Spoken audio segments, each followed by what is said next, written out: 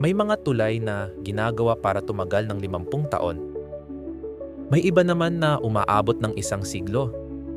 Pero sa Quezon Province, may isang tulay na mahigit 200 taon nang nakatayo. At hanggang ngayon, patuloy pa rin itong ginagamit. Ito ang Puente de Malagonlong. Isa ito sa pinakamahahaba at pinakamahusay na napreserbang stone arch bridges mula sa panahon ng mga Espanyol sa Pilipinas. Sa kabila ng malalakas na bagyo, paulit-ulit na pagbaha, at ilang lindol na tumama sa Luzon sa paglipas ng mga siglo, nananatili pa rin ang malaking bahagi ng orihinal nitong estruktura. Natural lang na humanga sa tibay nito. Pero sa ilang komunidad, may isa pang tanong na mas matagal nang umiikot kaysa sa mismong tulay. Ano ang tunay na nagpapatibay sa isang tulay? May mga nagsasabing nasa disenyo. May mga nagsasabing nasa husay ng mga mason. Pero may isang lumang paniniwala na tahimik pa ring naipapasa hanggang ngayon. Ang paniniwalang ang ilang malalaking estruktura ay hindi magiging matatag hanggat wala munang naiaalay na dugo. Sa unang tingin, madaling isipin na isa lang itong nakakatakot na alamat. Pero habang mas malalim nating sinusundan ang kasaysayan, lumalabas na ang kwentong ito ay hindi lang umiikot sa Pilipinas. May halos kaparehong alamat sa Japan, sa Romania, sa Balkans, at sa iba pang bahagi ng mundo. Kung magkakaiba ang kanilang kultura at kasaysayan, bakit pare-pareho ang kanilang kwento? Mas nakakagulat pa. Kapag hinanap ang historical evidence, wala pang matibay na ebidensyang nagpapakitang karaniwang isinasagawa ang human sacrifice sa pagtatayo ng mga tulay sa Pilipinas. Kung ganoon, bakit napakatibay ng alamat na ito? Marahil mali ang tanong na matagal na nating itinatanong. Hindi, totoo ba ang alamat? Kundi, bakit pinili ng napakaraming henerasyon na ipasa ito hanggang ngayon? Para maintindihan iyon, kailangan muna nating bumalik sa panahong wala pang mga tulay na bato. Noon, ang pagtawid sa ilog ay hindi simpleng bahagi ng araw-araw na buhay. Kapag tag-init, maaaring mababaw lang ang agos. Pero kapag dumating ang malakas na ulan sa kabundukan, ang tahimik na ilog ay pwedeng maging rumaragasang tubig sa loob lamang ng ilang oras. Isang maling desisyon at maaring tangayin ang tao, hayop o mga bagay. Hindi kataka-takang naging mahalagang bahagi ng buhay ng mga sinaunang Pilipino ang mga ilog. Nagbibigay sila ng pagkain, nagsisilbing daan ng kalakalan, at naghihiwalay sa mga pamayanan. Pero higit pa roon, maraming komunidad ang naniniwalang ang kalikasan ay may sariling kaayusan na dapat igalang. Hindi pare-pareho ang kanilang paniniwala. Iba-iba ang tradisyon ng bawat pangkat sa kapuluan. Pero paulit-ulit na lumilitaw sa mga pag-aaral ng anthropology ang isang simpleng ideya. Bago baguhin ang isang lugar, kailangan muna itong kilalanin. Kaya bago magtayo ng bahay, magbukas ng bagong taniman, o magsimula ng isang mahalagang proyekto, may mga ritual na isinasagawa ang ilang komunidad. Minsan pagkain ang iniaalay. Minsan alak, minsan dugo ng hayop. Hindi ito basta pamahiin. Isa itong paraan ng pagpapakita ng paggalang sa lugar na kanilang gagalawin. Sa kanilang pananaw, ang tao ay hindi basta kumukuha sa kalikasan. Nakikihiram lamang siya. Dito rin nagsisimulang lumitaw ang salitang padugo. Sa kasalukuyan, kapag narinig ang salitang ito, marami ang agad nag-iisip ng human sacrifice.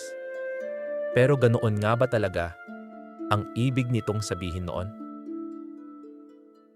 Kapansin-pansin na sa mga tala ng mga historians at ethnographer. Ang dugo ay hindi lamang inuugnay sa kamatayan.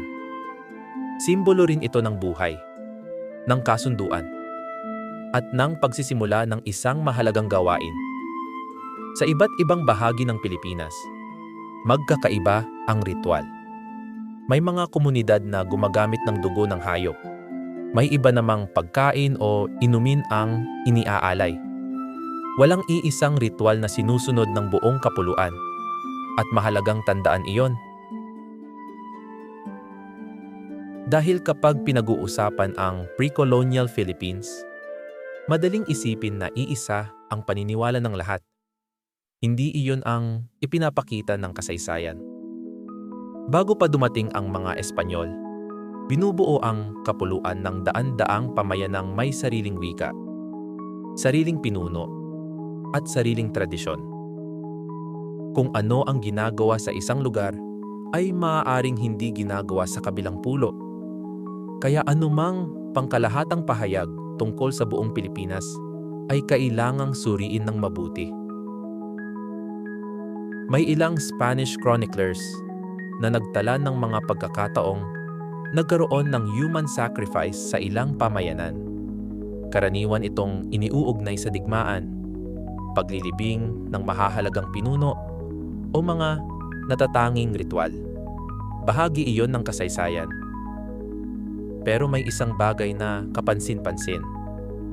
Kapag hinanap natin ang mga tala na nagsasabing karaniwang iniaalay ang tao sa ilalim ng mga tulay upang manatili itong nakatayo, halos wala tayong makitang malinaw na historical record.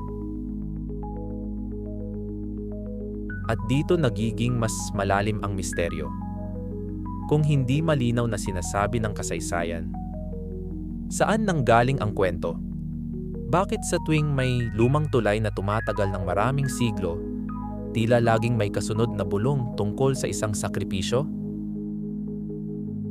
Marahil, ang sagot ay hindi nagsimula sa ritual. Nagsimula ito sa mismong pagtatayo ng tulay. Isipin mo ang isang malaking construction project 400 years ago. Walang crane, walang excavator, walang computer model na magsasabi kung gaano kalalim ang dapat hukayin. Lahat ng bato ay mano-manong binubuhat. Lahat ng pagkakamali ay may kapalit. At minsan, ang kapalit ay buhay. Ngayon, tatawagin natin itong construction accident. May engineering report, may safety investigation, may paliwanag ang science. Pero noong panahong wala pa ang mga ito, paano ipaliliwanag ng isang komunidad ang paulit-ulit na trahedya sa iisang lugar? Kapag walang malinaw na paliwanag, natural na naghahanap ang tao ng kahulugan. Isang manggagawa ang nalunod. May isa namang natabunan ng bato. Pagkaraan ng ilang araw, may isa na namang aksidente.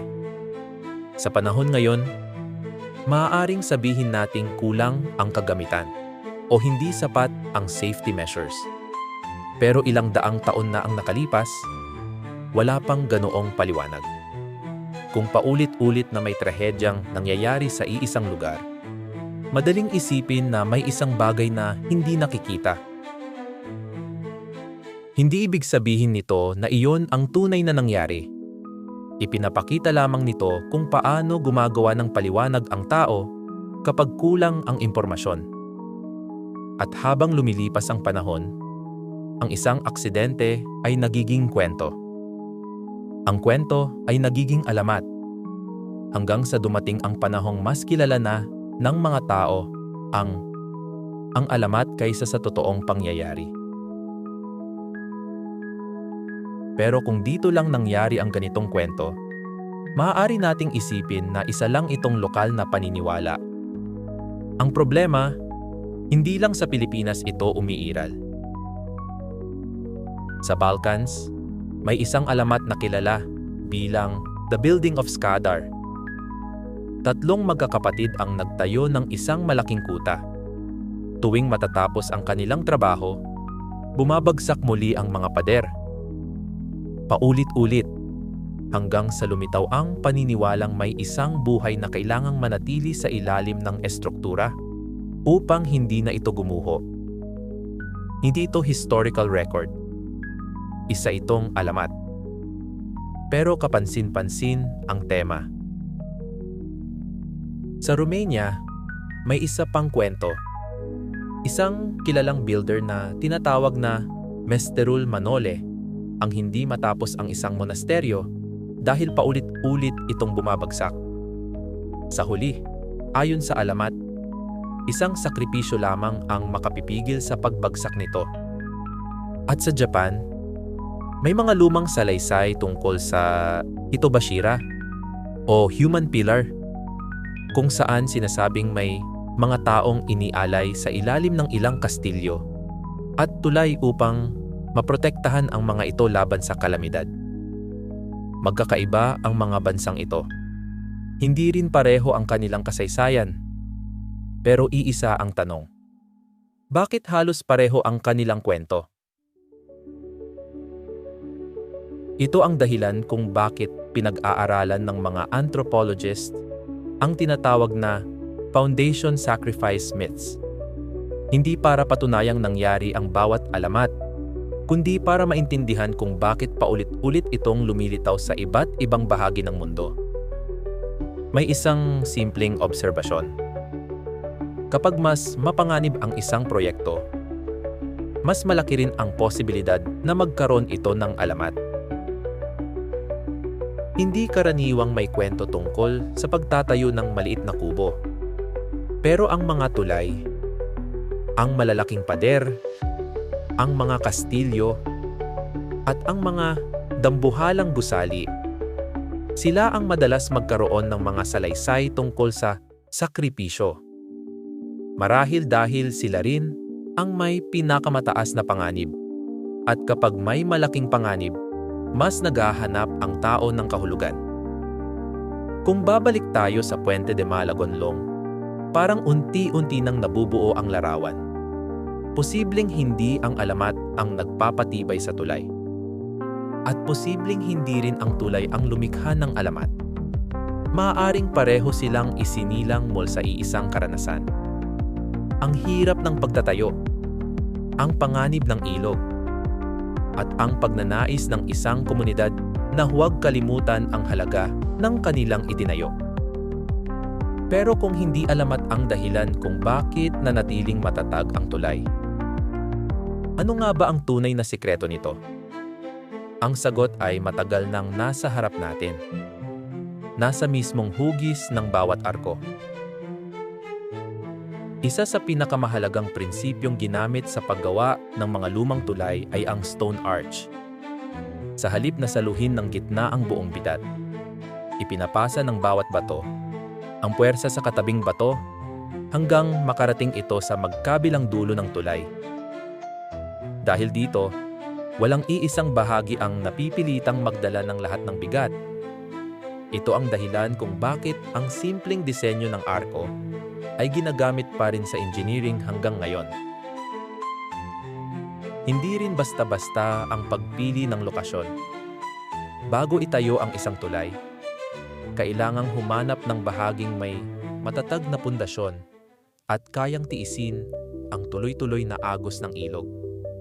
Wala pang modernong survey equipment noon. Umaasa ang mga tagapagtayo sa kanilang karanasan, obserbasyon, at kaalamang naipasa mula sa mga naunang mason. Sa madaling salita, ang tibay ng tulay ay hindi bunga ng mahika. Bunga ito ng husay, tiyaga, at maraming taong karanasan. Pero may isa pang dahilan kung bakit naroon pa rin ang Puente de Malagonlong ngayon. Hindi dahil hindi ito nasira, kundi dahil paulit-ulit itong inalagaan. May mga bahagi itong inayos. May mga batong muling itinibay. May mga taong piniling huwag itong pabayaan. Kung wala ang patuloy na pangangalaga, kahit ang pinakamagandang disenyo ay maaari ring mawala. At dito muling nagtatagpo ang engineering at folklore. Ipinaliliwanag ng engineering kung paano nananatiling matatag ang isang tulay. Pero ang folklore, ipinaliliwanag kung bakit pinili ng isang komunidad na alalahanin ito. Kapag ang isang lugar ay may kwento, mas nagiging bahagi ito ng pagkakakilanlan ng mga tao. At ang mga lugar na may kahulugan, mas malamang na mapangalagaan. Kaya marahil, hindi ang tanong na, totoo ba ang padugo? Ang pinakamahalaga.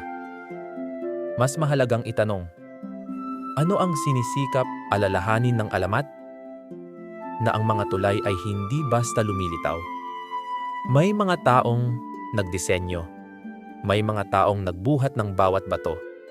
May mga manggagawang nasugatan.